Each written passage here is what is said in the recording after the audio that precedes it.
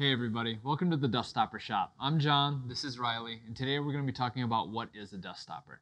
A dust stopper is a dust separator that acts as an attachment to your wet-dry vacuum that collects 99% of dust before it enters the vacuum. We've designed it to be low cost, low profile, and it sets up in under a minute. If you spend a lot of time in the shop, you already know that good dust separation is important for keeping dust from clogging your vacuum's filter. Because eventually your filter is going to clog, you're going to lose suction power, and you're going to have to spend time cleaning your filter or going out to buy a new one.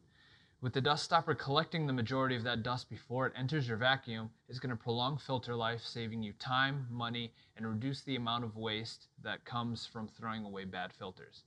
That all being said, the dust stopper is not a replacement for your filter, as there is still extremely fine dust that dust separation cannot collect, and your filter has to be there to grab those particles.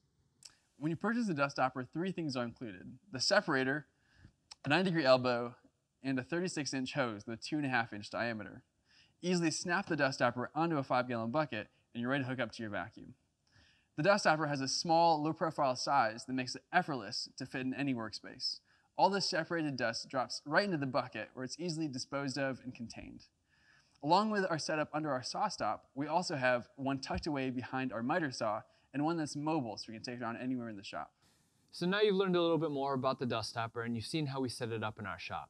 We've really enjoyed seeing the different ways that you've been setting it up in yours, so please keep sending us your great ideas. If you enjoy the dust stopper, give us a like if you like, and share something with us in the comments. We do read all of those, and we enjoy the conversation.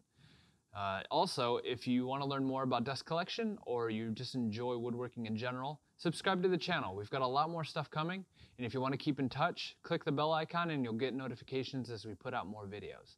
That's it for us today. Thanks for stopping by. Ready to make some dust?